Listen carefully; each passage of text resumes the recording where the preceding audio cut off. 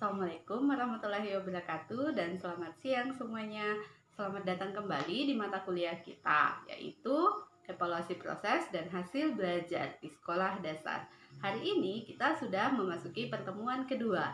Dan sama seperti yang telah saya sampaikan pada pertemuan sebelumnya, bahwa hari ini kita akan membahas materi terkait dasar-dasar evaluasi. Oleh karena itu, silahkan simak penjelasan saya berikut ini. Baiklah, saya akan menjelaskan mengenai materi terkait dasar-dasar evaluasi.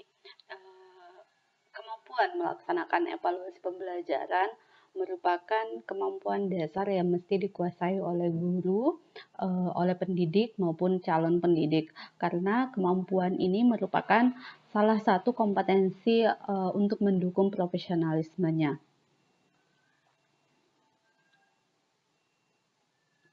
Sementara itu, untuk evaluasi ini terkadang dianggap sama oleh sebagian orang dengan pengukuran dan si penilaian. Padahal sebenarnya antara evaluasi, pengukuran, dan penilaian ini adalah sesuatu yang berbeda.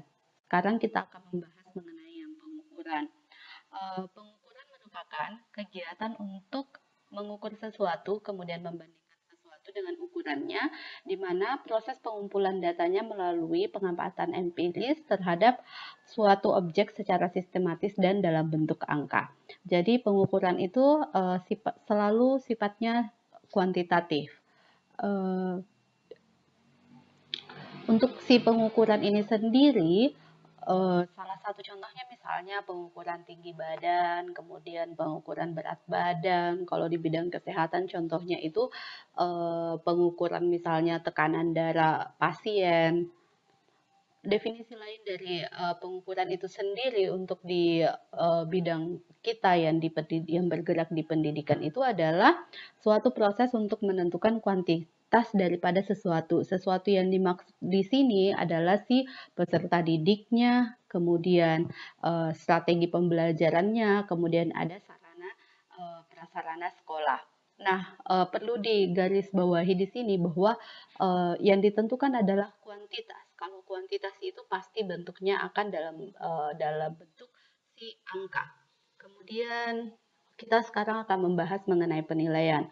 Penilaian atau assessment adalah suatu proses atau kegiatan yang sistematis dan berkesinambungan untuk mengumpulkan informasi dalam bentuk angka dan deskripsi verbal. Jadi bukan hanya angka saja, tetapi ada deskripsi verbalnya tentang proses dan hasil belajar peserta didik, kemudian melakukan analisis, serta interpretasi dalam rangka membuat keputusan-keputusan berdasarkan kriteria dan pertimbangan tertentu.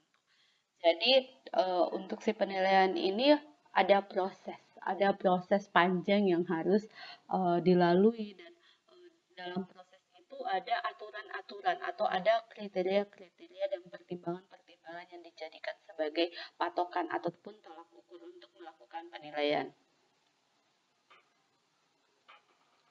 Definisi lainnya bahwa penilaian adalah proses pengumpulan dan pengolahan informasi untuk mengukur pencapaian hasil belajar peserta didik.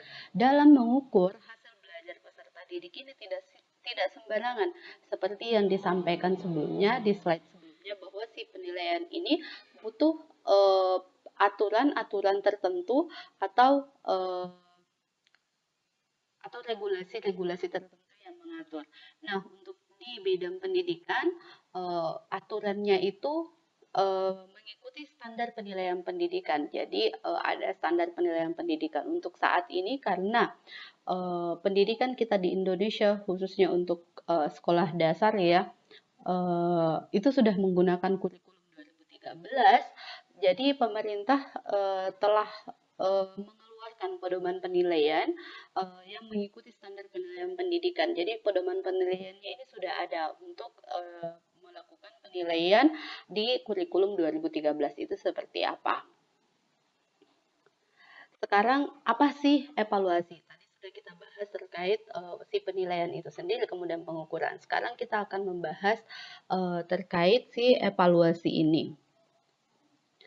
Ini adalah, definisi dari evaluasi, salah satunya adalah evaluasi itu adalah, kegiatan untuk mengumpulkan informasi tentang bekerjanya sesuatu yang selanjutnya, informasi yang telah dikumpulkan tersebut akan digunakan untuk, menentukan alternatif yang tepat, dalam mengambil keputusan. Sama seperti dengan si penilaian tadi, tujuan akhirnya adalah untuk mengambil sebuah keputusan.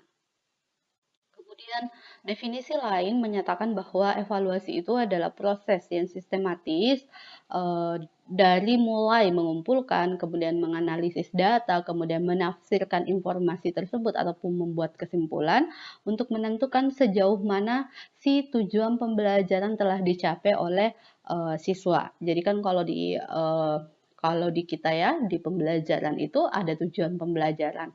Tujuan pembelajaran ini yang harus diukur ketercapaiannya. Nah, untuk mengukur ketercapaiannya itu bisa digunakan si alat-alat evaluasi yang ada. Kemudian definisi yang lain menyatakan bahwa evaluasi merupakan proses mengumpulkan informasi untuk mengetahui pencapaian belajar kelas atau kelompok.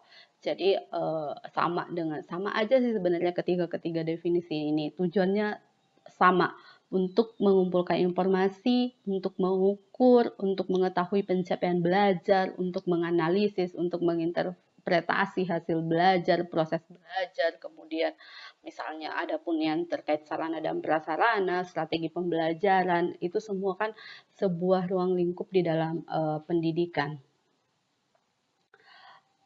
Dari beberapa definisi tersebut akhirnya kita bisa menarik sebuah kesimpulan bahwa evaluasi merupakan proses penggambaran dan penyempurnaan informasi yang berguna untuk menetapkan alternatif.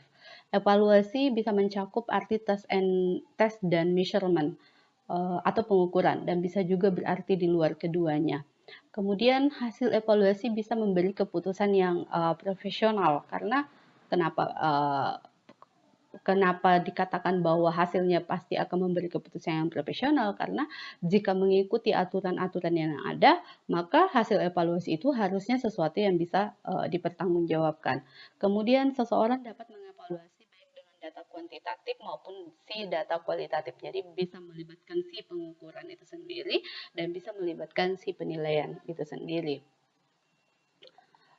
Eh, Sekarang untuk menyimpulkan dari berbagai penjelasan yang tadi, untuk membedakannya itu sebenarnya kata kuncinya sederhana. Kalau kalau mengukur itu membandingkan sesuatu dengan satu ukuran dan pengukuran itu bersifat kuantitatif atau bersifat angka. Sementara menilai itu mengambil suatu keputusan terhadap sesuatu dengan ukuran baik buruk. Jadi penilaian ini bersifat kualitatif, tapi perlu diingat ketika misalnya menyatakan bahwa sesuatu itu baik ataupun sesuatu itu buruk perlu ukuran yang jelas. Jangan sampai misalnya saya mengatakan si A hasil belajarnya baik dan si B hasil belajarnya buruk, sementara guru yang lain ataupun dosen yang lain menyatakan bahwa si A hasil belajarnya buruk, si B yang baik. Makanya harus ada ukuran yang jelas. Itulah kenapa biasanya di penilaian ini juga dibutuhkan angka untuk masuk kepada penilaian si verbalnya atau penilaian si deskripsinya. Kemudian bisa disimpulkan bahwa mengadakan evaluasi itu meliputi kedua langkah di atas, yakni mengukur dan menilai.